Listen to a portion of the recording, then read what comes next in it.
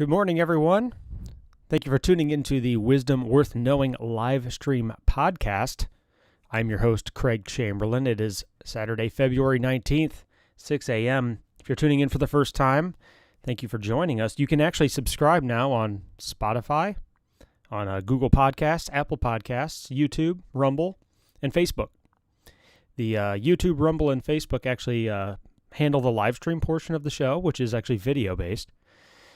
But the show should translate properly straight into audio, so you shouldn't miss a whole lot, other than seeing my mug on the on the screen.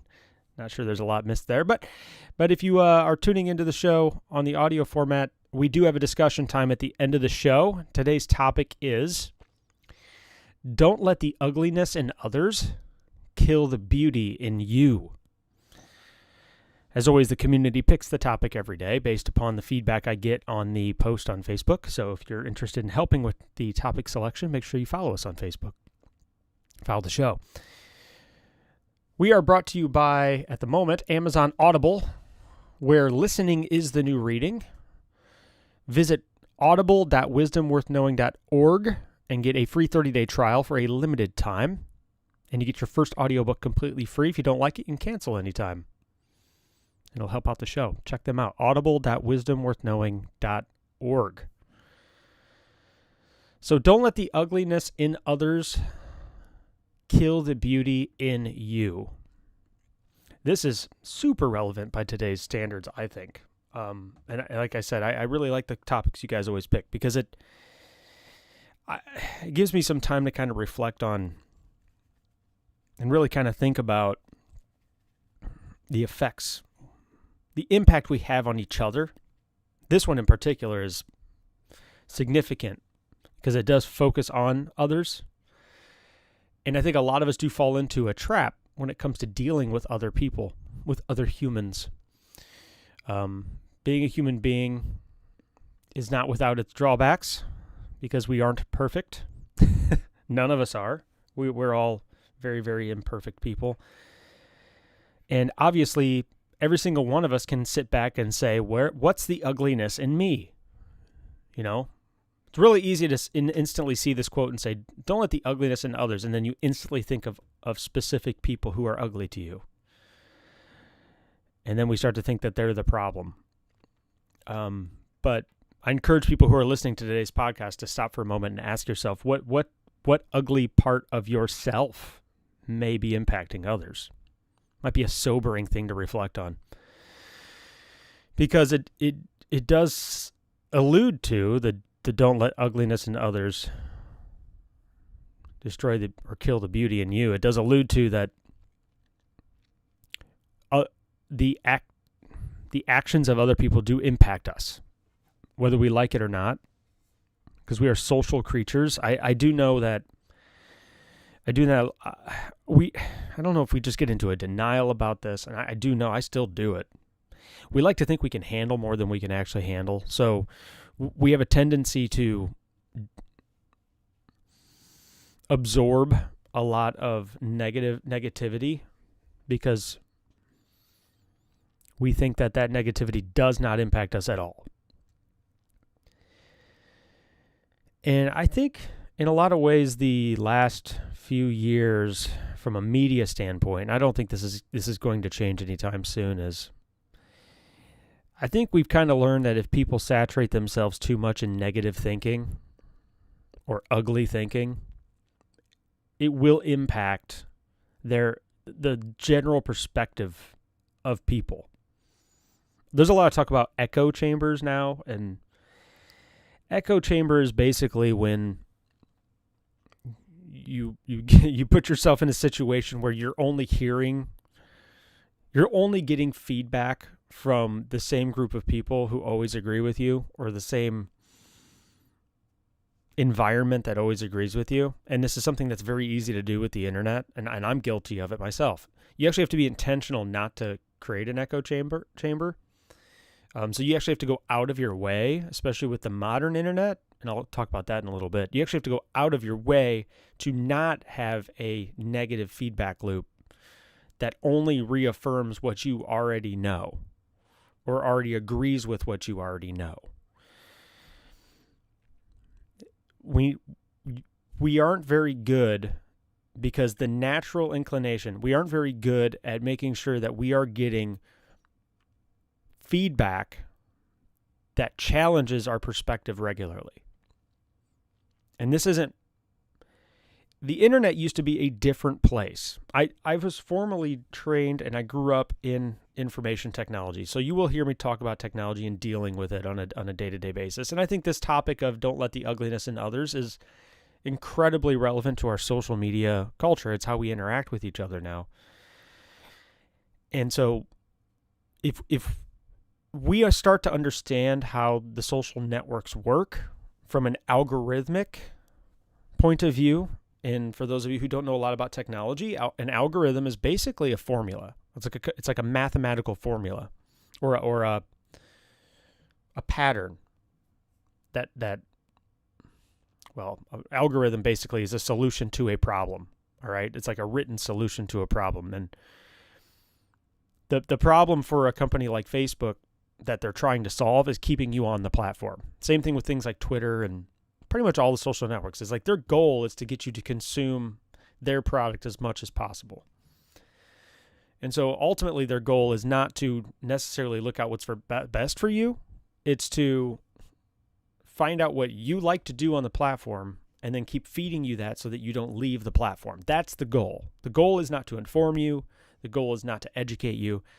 The goal is not to better you, right? That's not the company's end goal, because at the end of the day, they make money based upon advertising, and they can't show you an ad if you're not there. And so their number one priority is to keep you there in a lot of ways.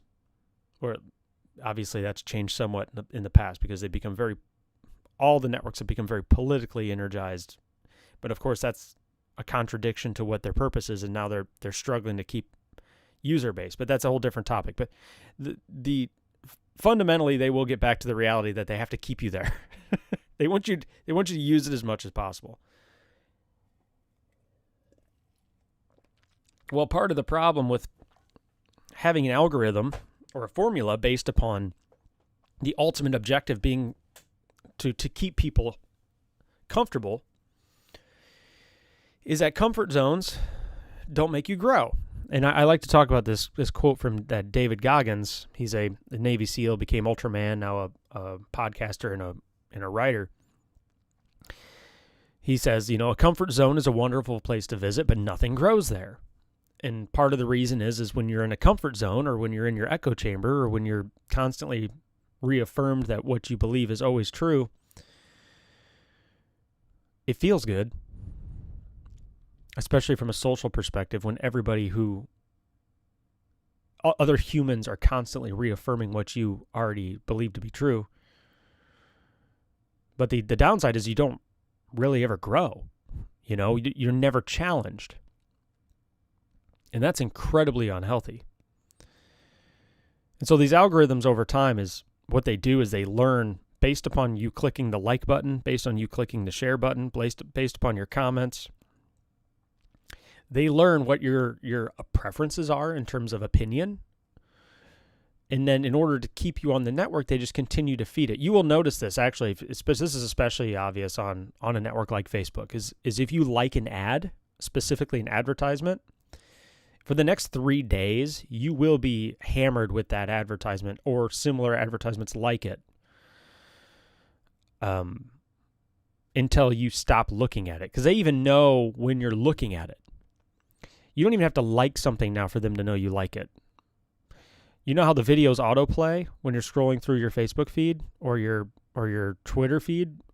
It autoplays the video. If you stop and watch it for 30 seconds, they know you stopped and watched it for 30 seconds, whether you click on it or click the like button or not. And they're like, ooh, he watched this for 30 seconds. Maybe he'll like this. Same thing for just general posts. They know if you're looking at a post for longer than other posts. So what they're trying to do is they're trying to determine what kind of person you are, profile you essentially, and then they try to feed you content based on that profiling. Two problems with this. The first problem is it makes the internet really boring, because novelty is one of the great things about the internet, is just all the fun, unique things you can discover that are not like the things that you like. So in other words, coming across things that are outside of your already preferred preferences that kind of shock you. That's one of the great things about the internet I grew up with, was that you never really knew what you were going to get. And so this kind of spoon-fed thing, even though it makes you more comfortable, it does make it less fun. And so that's the first problem. The secondary problem with this type of thing is that it does disconnect you from people who would normally challenge you. So it disconnects you from posts and content and writers and things that really kind of get you out of your comfort zone and allow you to grow. And so I know that was kind of a long-winded way to get around back to this quote where don't let the ugliness in others kill the beauty in you, but don't let when you are on the internet or when you're engaging with people,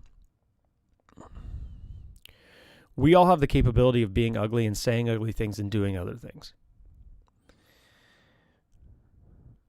If we don't acknowledge that, first of all, we have the capability of being the ugly person in this scenario, it's going to be very difficult to forgive people for being ugly. A lot of the times when people are being ugly, they're going through a stage of life of deep unhappiness. And that ugliness kind of stems from that. And we need to use that really, really uncomfortable word, grace. We need to give people grace so that grace is basically allowing people to make mistakes, be themselves, be flawed, and love them anyway.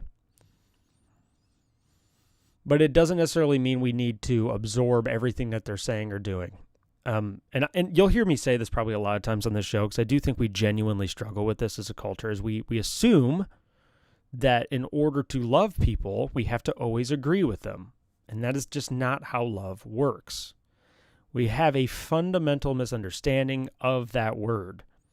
We believe love is a feeling, and love is a feeling, but it's not just that. A great book on this subject is Keep Your Love On by Danny Silk, The Four Loves by C.S. Lewis, Boundaries. Can't remember the gentleman who wrote that one. I think it's Henry Cloud, I want to say. Boundaries. Crucial Accountability. I didn't really understand the deeper part of love until I had to love people better, until I was dealing with the ugliness in people. If you are the kind of person who completely cuts people off the minute they start to be ugly, I would question whether you have any deep relationships. That's something to reflect on, because the more time you spend with any individual, the greater the opportunity you will experience that side of them. And this is very true for close relationships as well, romantic relationships and friendships, of course. But there's going to be a level of ugliness that comes up at some point, and then we have to reconcile that ugliness. I do know if you look at the statistics of marriage, for example, the first 7 years are the most difficult. And I can attest to this. I've been married for 15 years, so the first 7 years are the most difficult. And I think it's because of this quote that we're looking at. It's the ugliness that starts to come out. When you first marry and date somebody, you put on your best front, and I think that's okay. I think that's just good manners. And I don't think that's lying. I know a lot of people say that's lying. You hide your crazy. I don't think that's lying, because I think in a sense what you're trying to do is you are trying to be the best reflection or the best version of yourself, so that the other person does see deep down what you want to be. You know what I mean? Because I think deep down we really all want to be the best version of ourselves. We just can't. Because of our fallen nature and our imperfections and us being human. I don't think that there's anything wrong with trying to be the best version of yourself. I don't think that's lying. I think that's courageous. It's easy to be the ugly person. That's the default condition for all of us. So putting effort into being the better version of ourselves, I don't think that's a lie. I don't think that's being fake. I mean, of course, there's a risk to that. If you are lying in the process, like actually literally physically lying in the process of trying to be that better version of yourself, that's not good, because you do need to be honest too at the same time. And that's a tough balance. It's tough to be genuine. I guess that's probably the best word for this. It's tough to be genuine and the best version of yourself. That's a very difficult mixture to make work. It's like oil and water in a lot of ways, where you'll mix it together and they'll just separate. But it is tough to be that best version of ourselves and to be genuine with people. But we have the tendency to absorb ugliness. Like, even if it's something as simple as when you see a Facebook page post, or if you're just interacting with somebody at a checkout at the store, or if you're driving through the fast food restaurant, I think we absorb, and I don't want to get too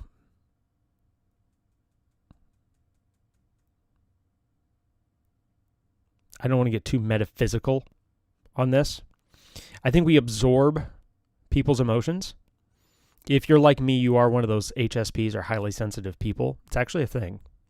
Another word for it's an empath, where you can just be in a room and you can absorb people's emotions. You can even absorb passive things happening. If we're not careful about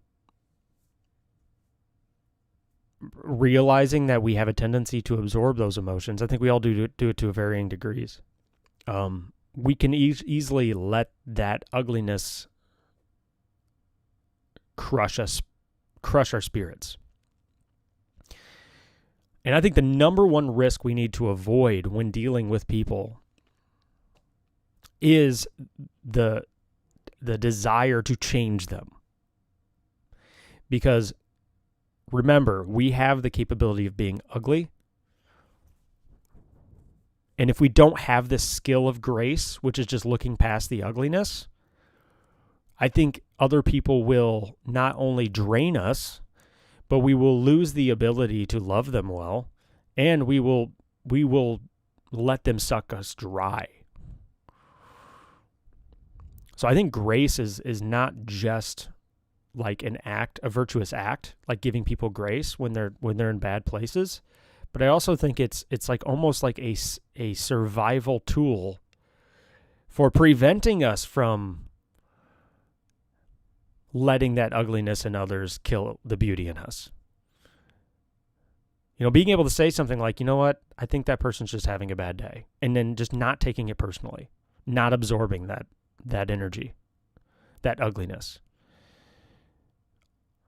And just being there for them anyway, being a voice to hear the ugliness, and not trying to change them. Let that run its course. Now, there are exceptions to this rule, of course. There's extreme ugliness, right? Like if there's an abusive situation, or emotionally or physically abusive situation, you got to be able to set boundaries as well. I think that's why books help with this. This is why I mentioned the keep your love on and boundaries.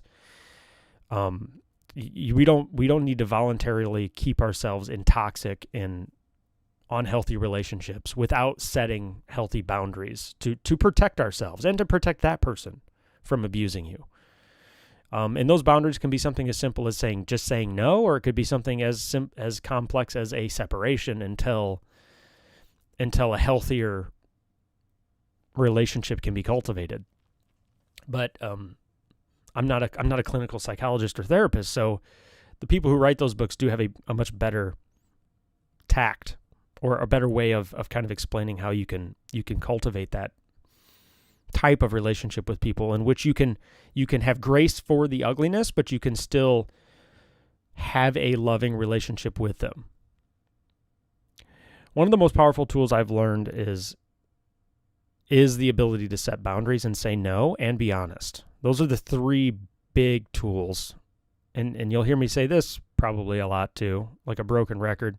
I do appreciate one of the deepest, most impactful books for me was 12 Rules for Life by Jordan Peterson. There is a chapter on there about always telling the truth. But telling the truth is a skill. It's not something that you get good at overnight, and it's also dangerous because it does inflict wounds and we need to be aware of that, honesty. And so learning tact on top of being truthful is very, very, very difficult to do. Very difficult to do. So we are going to move into discussion time. I am following the chat on Facebook and YouTube, so go ahead and leave your comments. Looks like we got some good amount of comments here today. And before we move into those, let me tell you about Audible. If you're like me and you love reading or even the idea of reading, but don't have the time because you have a partner, kids, full-time job, or just time-consuming hobbies, then I have good news for you. With Audible, listening is the new reading. Now you can pop in your earbuds and play that next exciting adventure or expand your knowledge right from your Android or Apple device. And now for a limited time, you can get your first audiobook completely free. Just visit audible.wisdomworthknowing.org right now and take advantage of a free 30-day trial. More than enough time to finish that first book. If you're dissatisfied for any reason, you can cancel anytime. That's audible.wisdomworthknowing.org. Love me some Audible. All right, let's move on to the chat. Let's see what we have here. Bradley. Welcome back, Bradley. He says, not at all perfect. Yeah, none of us are perfect. I would argue that the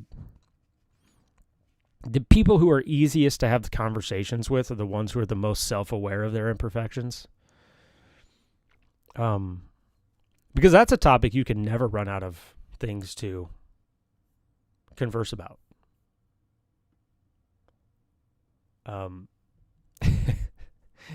We can talk about our personal flaws like until the end of time with other people. Things we struggle with, things we deal with. There is no depth. There is no end to the depth of our imperfections. So if you have a friend or a family member in which you can talk about your flaws with each other, and I don't mean just sit around and throw a pity party. I mean just like literally discuss the things that you are wrestling through. There's no end to the dynamic and complexity of the conversation. So it's very hard to have a fun conversation with somebody who considers themselves perfect. It just, what are you going to talk about? How great they are? You know? So that doesn't, it's not conducive to a fun and dynamic conversation. So we're all imperfect. So the sooner we get to that threshold, the better. Randy Mills, he said 100%. Thanks for coming back, Randy. Nina says, I'm so tired of Facebook bullying people. You know, I do like that you pointed out that the network itself does have is trending towards this bullying mentality. And I was actually thinking about that this morning. You know, when they first started the speech policing, which is the whole 1984 Big Brother believing you can police the internet, which, by the way, is comic on every level. If you grew up with the internet like I did, I laugh. I laugh out loud when I see just watch these networks try to police people. It is so wildly entertaining to me. Because really only one of two things happen. If you've ever been in a friendship or relationship with somebody who tries to dictate the conversation, like dictate what you are allowed to say and not allowed to say, have you seen how quickly that conversation just spirals into just a non-conversation? You don't even have to do a lot of policing. Like if you're having a conversation with somebody and they just sit there and go, you know what? I'm not going to talk about that. I don't want to talk with you about that. Or even worse, if they say, you're not allowed to talk about that. You've instantly changed the relationship dynamic. Like instantly. You have instantly transformed the entire dynamic of every conversation you have with that person. Or they have. And people respond in two ways. The first way is, you know what? Forget you. The first way is, fine, I just won't have conversations with you anymore. That's the first gut visceral response. The second response is, okay, if somebody's polite. And guess what? They will just drift. You won't ever hear from them again. If you're the kind of person, and Facebook is quickly becoming this person, who tells people what they're allowed to say, people's behavior it changes. The way they interact with your network changes. And it's not going to die with an explosion. It's going to die with a whimper. People will just find different, better ways to have that conversational outlet. That's just the natural tendency towards people. And that's why 3 years ago when they first started this, I was like, you guys, this is ludicrous. This is not sustainable. Like you offer one service. That's the service of conversation. It's a platform in which people can have conversations. Now, I get it. There are limitations to speech, especially with things like pornography and abuse, right? And threats. Like, there are limits, but you need to clearly define those limits. You can't suddenly and spontaneously just arbitrarily enforce speech limits. It's not something that works. It needs to be literally defined so that people can understand the rules in which conversations are allowed to take place. You can't just arbitrarily enforce rules. It changes the entire dynamic of how people just won't deal with it. They're not going to sit around and contemplate how they can overcome the algorithms. Most normal people, they're just going to say, okay, fine, I just won't use it. Like, I have better things to do with my time. I have other places I can go. I can call my friends directly. If I'm not allowed to have a conversation here, I'll go somewhere where I'm allowed to have a conversation. That's what people are going to do. They're not going to deal with it. Bradley actually kind of elaborates on that. He goes, me too. Facebook has changed the internet, I believe. I think they have. I think they've changed, in a lot of ways, our ability to have conversations in specific ways. But I don't think they've changed as much as they would like to think they have, because I think all they've really done is changed their corner of the internet. People are still having these conversations. They're just not using their platform to have them. And if anything, that's hurting Facebook more than anybody else, because that's the one service they offer, is having conversations. So when you've positioned yourself as a social network in which people can't be social, tell me how that's a good long-term plan. That problem's going to fix itself. I mean, I think the last numbers that came out, their active user base dropped a huge chunk, and then their stock dropped like 30%. It's like, well, duh. You know, like, do the people in the boardroom even sit around and think about, like, hey, we offer one service, and that is to be a platform for social discussion. But here's what we're going to do. We're going to design our algorithms so that people can be less social. And then, like, everybody in the boardroom sitting around going, brilliant. I like where your head's at. That'd be like a car dealership boardroom sitting around going, listen, this is what we do. We make cars. But we're going to spend the next year making sure people hate driving. All of our advertising campaign, when somebody buys one of our cars, we're going to call them and we're going to tell them how they're allowed to drive it. I mean, how long are people going to buy cars off of those people? You know, before they're just like, you know what? I'll walk. I'll ride my bike. I'll buy a car from somebody else. I'll buy a used car. I'll bum a ride off a friend. People aren't going to tolerate it. And it's not going to, like I said, it's not going to end in an explosion. It's going to end in a whimper. It's just going to turn into a ghost town.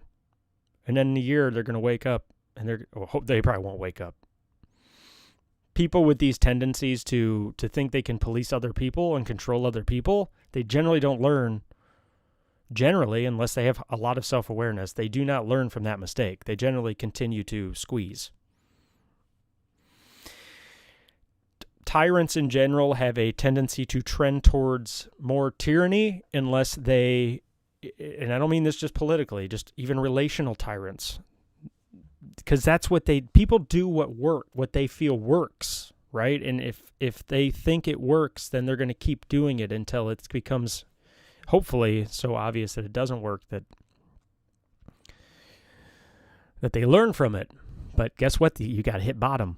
Everybody's got to hit bottom. Hopefully they do, and they learn their lesson, and they let us go back to just having conversations again. Because I think the Facebook I grew up with was so much more fun and dynamic and ironically diverse than it is now.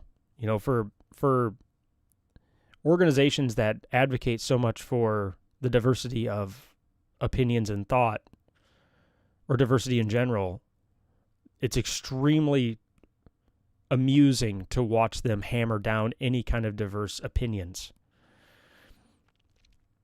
It's so self-defeating. And it's frustrating because I like the network. I think it's a great platform. And I think it has a lot of potential. It's just disappointing. Bradley says he's having trouble in this area himself, the not letting ugliness of others. I think right now everybody's in high tensions too. It doesn't help. Everybody's stressed with work. Everything's getting more expensive.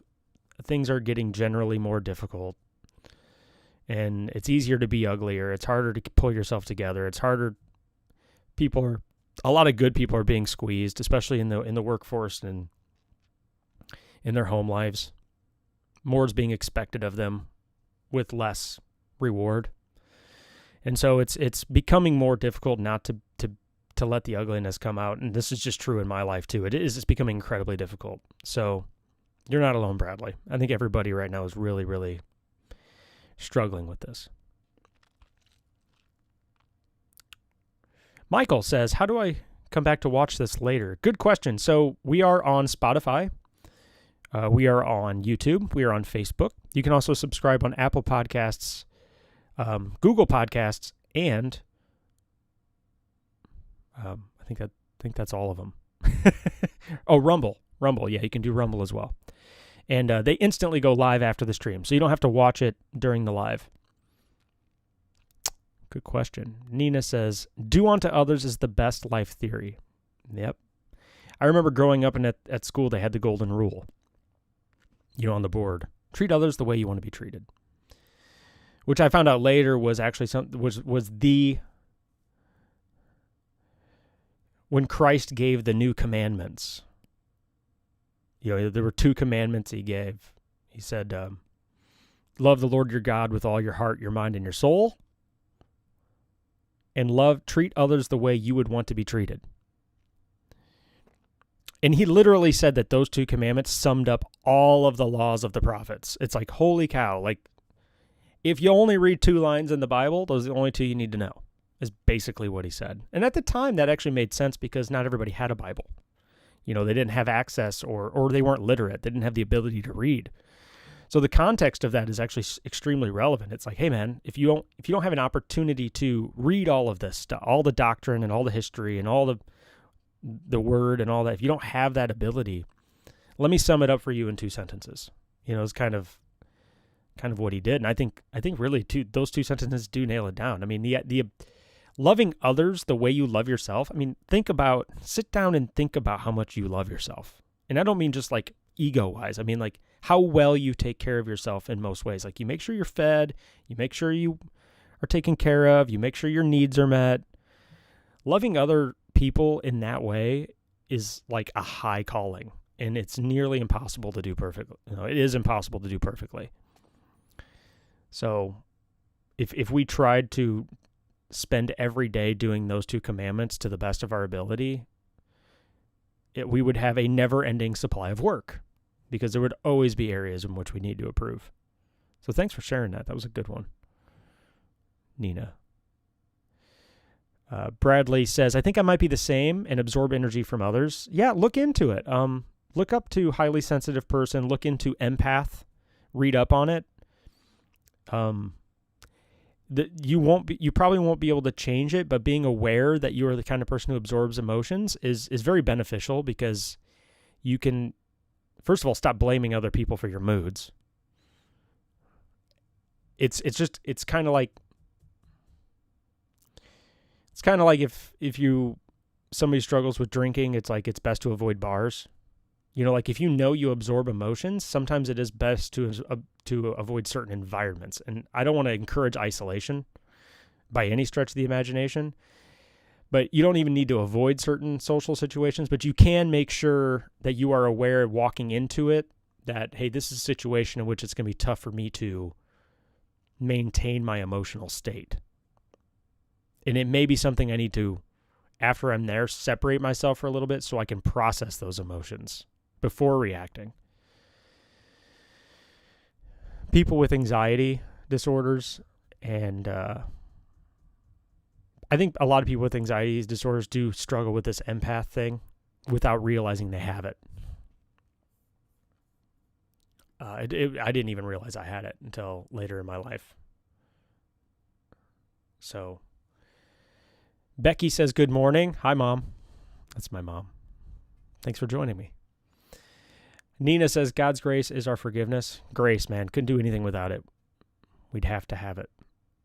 We have to have the knowledge that with our imperfections, we're loved anyway. I think that's essential in just functioning. Whether you're religious or not, like, you have to know that it's okay to be imperfect. You have to give yourself grace, at the very least. The nice thing about Christianity is the God of the universe gives you grace. Like, once you've accepted that forgiveness, once you accepted what Christ did, you have a blanket forgiveness. And that changes the relationship dynamic between you and God. It changes your motive. Your motive switches from fear and anxiety-based motivation. You're no longer doing things because you're afraid of being punished. You're doing them because you're grateful. That, like, wow, as messed up as I am, I'm forgiven. That's kind of a beautiful thing. Bradley says, I know I'm far from perfect, trying very hard to become a better man in God's eyes. Hopefully we all are. It is a noble goal. Becky says, humility and gratitude.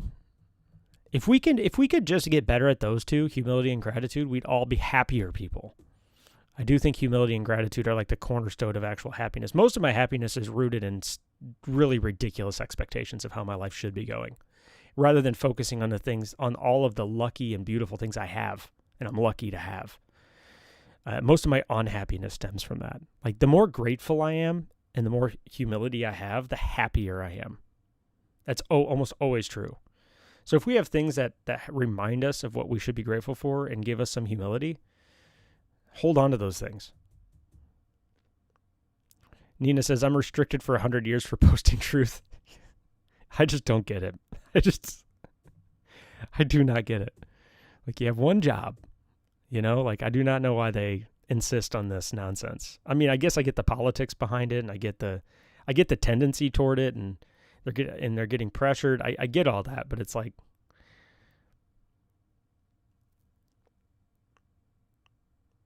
if you're getting pressure from people to literally destroy the only service that you offer, it's like, well, then I might as well just not exist. Like, if you're getting a pressure from if you're a car company, you're getting pressure from outside forces to stop selling cars. It's like, no, this is all I do. Like, this is my core function. So just no. Set a boundary there, Facebook. Whoever's giving you pressure, say, no, I'm not doing that. We literally we have one job, and that is to allow people to have conversations. The only limits we're going to set on that are like those that can potentially lead to physical harm. It's like, and then you have to be able to define that. And I get that that's hard, but like, you're $1 billion company. I'm sure you can manage that. Clearly defining rules. Like, come on, guys. Don't act like you can't define that. And if they don't like your rules that you set, then they're just gonna have to go somewhere else. But the problem is you haven't clearly defined those rules, and all you're doing is making a bunch of people, you're making everybody equally miserable. So, Bradley says, remember AOL? Yeah. Yeah, America Online. Those were in some ways less complicated in better days. Chat rooms only. I remember playing the chat room games in which you would actually fight, like, in the game. Like, you'd have like characters and stuff, and it had the auto text thing, and man, that was a lot of fun. I didn't realize like the creeper territory on that though, too, like the anonymity that was behind AOL with the dial-up internet and everything. You had no way of knowing who the other person was, but that was also kind of the charm. So, let's see here. A lot of comments today. This is cool. Yeah, dial-up modem days. Oh yeah. Don't pick up the phone. I'm going to scroll through these because I don't want the show to go for too long. Here we go. People are mean and self-centered instead of kind and God-centered. I think we all are, to a point. So I think that's good. So you guys, keep having those discussions in the chat if you want to. And I appreciate all the feedback today. And no, nobody can forget MySpace. Somebody just mentioned MySpace. Oh, good old Tom. Those were the better times of the internet. I'm telling you.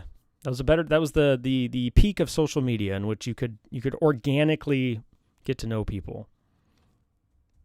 So I want to thank everybody for stopping by. This has been a lot of fun. I appreciate all the people who did the live chat, and I appreciate you tuning in. If you're tuning in on, don't forget you can subscribe on Facebook, YouTube, and Rumble, and you can also follow the podcast on Apple Podcasts, Google Podcasts, and Spotify.